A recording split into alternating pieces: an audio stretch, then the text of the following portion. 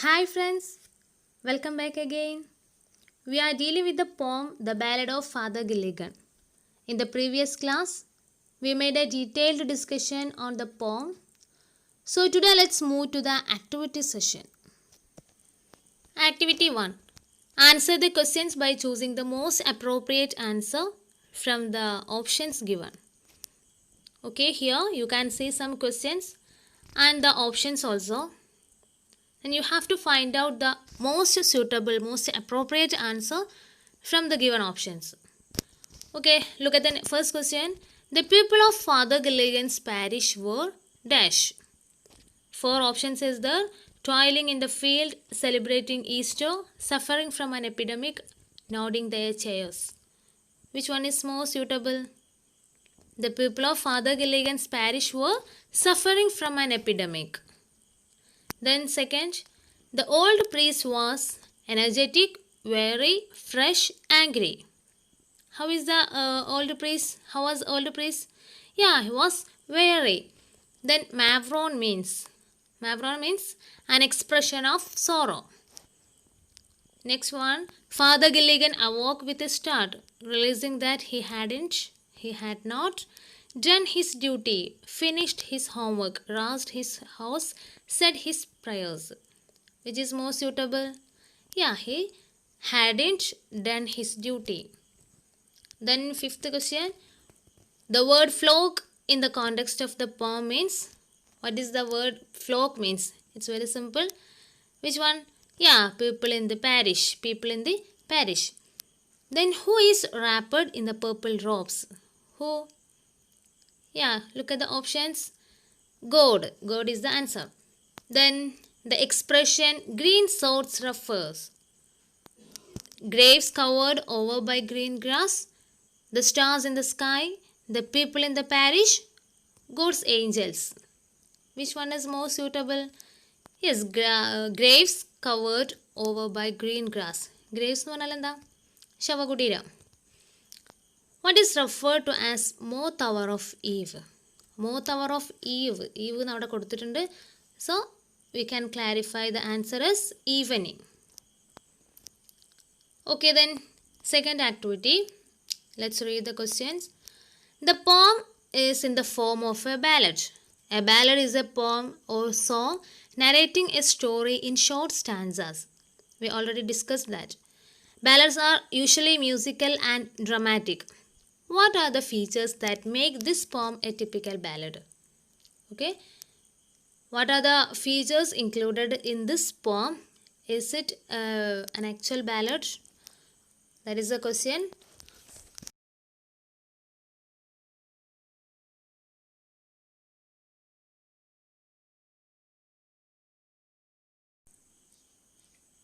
Then look at the next activity. Activity 3. How does Yeats describe the character of Father Gilligan in the poem? Complete the following word verb. Here at the center of this word verb is given Father Gilligan. Then what are the characters of Father Gilligan? You have got what you got about Father Gilligan from this poem. That you can write in the word verb. Okay, can I give some example? One is humble. Father Gilligan is a humble man. How you can understand that? Yeah, in the last stanza you can say have pity on the least things. Okay, Father Gilligan is a humble man. Then religious. He's a religious man. Then hardworking. We told he is very because of his hard work. Then duty conscious. Okay, you write the remaining points you can find out from the poem. The next one, fourth activity. Read the poem again and pick out an instance of simile used in the poem. Okay, while you go through the lines, you can meet a simile used in the poem. You find out that line.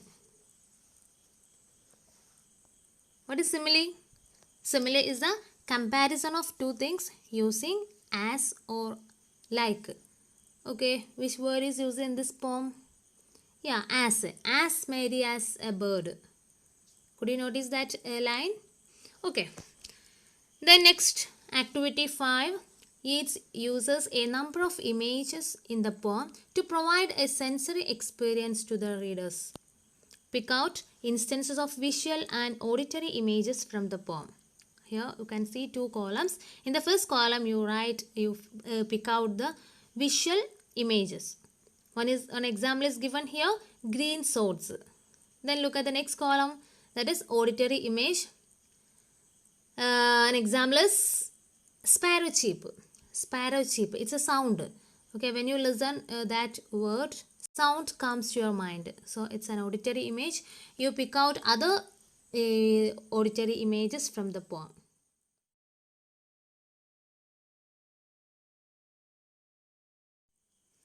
Now you look at the sixth activity. Read the following lines again.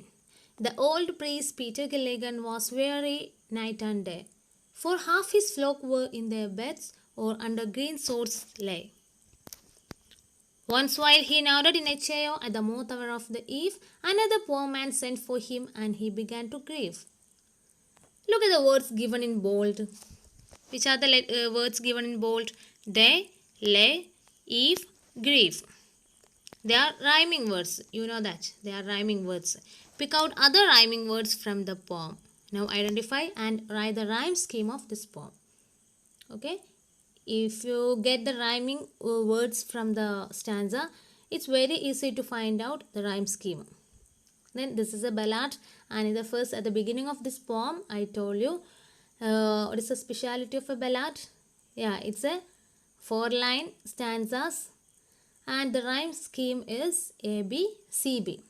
Okay, you check it. Is all stanzas are coming the same rhyme scheme? Look at the box given here. Rhyme scheme is the pattern of rhymes at the end of each line of a poem or song. It is usually referred to by using letter to indicate which lines rhyme. Lines designated with the same letter rhyme with each other. Okay, I hope you understood the rhyming word and rhyme scheme. These are the poetic devices. Okay, here we discussed different poetic devices like images, rhyming word and rhyme scheme. And you don't forget to find out the alliteration also. Okay, there is no activity in your textbook, but you write it in your notebook. Pick out the alliteration from the poem. And one more activity for the next class, you write the detailed appreciation of this poem. Okay, you know how to write a good appreciation. You give the title and set it as 3 paragraphs. Okay, like that you prepare an appreciation for this poem. Okay, so let's wind up today's class. Thank you all, my dear children.